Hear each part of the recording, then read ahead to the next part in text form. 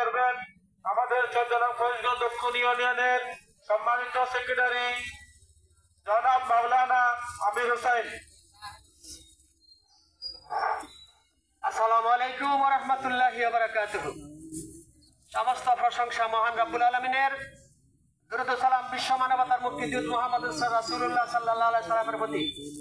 সম্মানিত উপস্থিতি, আজকের এই পথসভায় উপস্থিত আছেন আমাদের চট্টগ্রাম দক্ষিণ ইউনিয়নের বিভিন্ন নেতৃবৃন্দ, উপস্থিত হন্ডে দুর্গাপুর, উত্তর হন্ডে দুর্গাপুর ব্যাপারী বাড়ির সামনে ব্যাপারী বাড়ির এলাকাবাসী, এবং আমাদের সামনে আছে এই দেশের হিন্দু উপস্থাপিত এলাকা যারা আমাদের এখানে নিরিবিলিতে বসবাস করছে। আমরা তাদেরকে আন্তরিক অভিনন্দন জানাচ্ছি।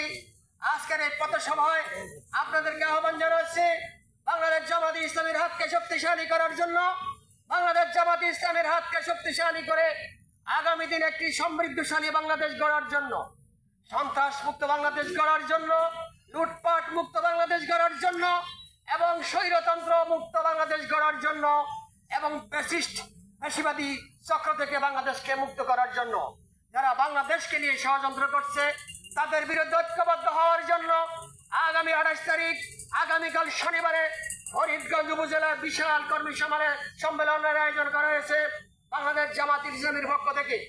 জনগণের উদ্দেশ্যে বলছি, আপনারা জানেন বাংলাদেশে আজকে কি পরিস্থিতি চলছে, আমরা এই পরিস্থিতিকে কিভাবে ট্যাকেল দেব, এই দেশের স্বাধীনতা সার্বভৌমত্বকে কিভাবে রক্ষা করব, এই দেশের মানুষের মজলুম মানুষের অধিকারকে আমরা কিভাবে সংরক্ষণ করব, জামাতে ইসলামী সেভাবে কাজ করে যাচ্ছে। আগামীকালকে গুরুত্বপূর্ণ ভাষণ দেবেন বাংলাদেশের জামাতে ইসলামীর দ্বিতীয় ব্যক্তিত্ব, বরেণ্য রাজনীতিবিদ, বিশিষ্ট ইসলামী চিন্তাবিদ অধ্যাপক মুজিবুর রহমান। আগামীকাল সকাল 9টার মধ্যে আমরা দলে যোগদান করে সেই সমাবেশকে সাফল্যমণ্ডিত করব।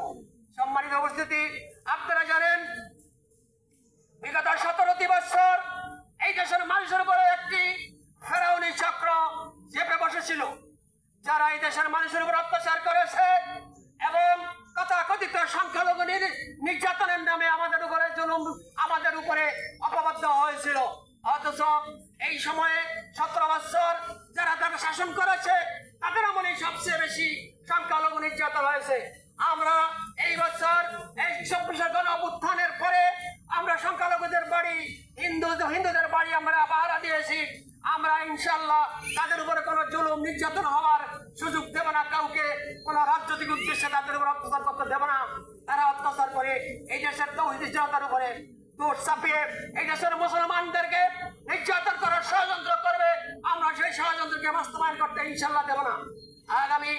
আগামী দিনের ভবিষ্যৎ বাংলাদেশ ইসলামী এবং জাতীয়তাবাদী শক্তির ভবিষ্যৎ আপনাদেরকে আহ্বান করছি, আসুন 17 বছরে যেই জুলুম নির্যাতন আমাদের উপর হয়েছে, বাংলাদেশের রিজার্ভ চুরি হয়েছে, বাংলাদেশের সম্পদ লুট করে নিয়ে বাংলাদেশের সম্পদ লুট করে বিদেশে পাড়ি জমিয়েছে, সেই 77 সদস্য একটি পরিবার এই দেশটাকে লুট করে ভারতের পররাজ্যে পরিণত করেছিল, তার বিরুদ্ধে আগামীকালকের সমাবেশ। আপনারা জানেন গতকালকেও সচিবালয়ে আগুন লাগিয়েছে, গোয়েন্দা সূত্রে খবর পাওয়া গেছে ভারতীয় অনুসারীরা এই দেশের যারা শত্রু, ভারতের যারা দালাল, তারা সেই সচিবালয়ে আগুন লাগিয়ে অনেক গুরুত্বপূর্ণ তথ্যকে তারা নষ্ট করে দিয়েছে। কারণ তাদের বিরুদ্ধে অ্যাকশনে নেওয়ার জন্য মন্ত্রী পরিষদ এই উপদেষ্টারা ব্যবস্থা নিয়েছিল, তার আগেই তারা এই ধরনের নথিপত্র গায়েব করার জন্য গতকালকে আগুন লাগিয়েছে। এই ষড়যন্ত্রের বিরুদ্ধে, বাংলাদেশের ষড়যন্ত্রের বিরুদ্ধে, বাংলাদেশের অর্থনৈতিক ষড়যন্ত্রের বিরুদ্ধে, বাংলাদেশের স্বাধীনতার সার্বভৌমত্বের ষড়যন্ত্রের বিরুদ্ধে ঐক্যবদ্ধ হওয়ার জন্য, জামাত ইসলামীর প্রতিবাদ ঐক্যবদ্ধ হওয়ার জন্য, আগামীকালকের সমাবেশকে সাফল্যমণ্ডিত করার জন্য আপনাদেরকে উদাত্ত আহ্বান জানিয়ে আমি আমার বক্তব্য এখানে শেষ করছি। আবারও আপনাদেরকে আগামীকালকের সমাবেশে দলে যোগ দিয়ে স্লোগান তুলুন, আগামী দিনের বাংলাদেশ, জামাত ইসলামীর বাংলাদেশ, আগামী দিনের বাংলাদেশ, ইসলামী কোরআনের শাসনের বাংলাদেশ, আগামী দিনের বাংলাদেশ, ইনসাফের বাংলাদেশ, আগামী দিনের মানুষ বাংলাদেশ, কৃষক শ্রমিক মেহনতি মানুষের বাংলাদেশ। আসসালামু আলাইকুম ওয়া রাহমাতুল্লাহি ওয়া বারাকাতুহু।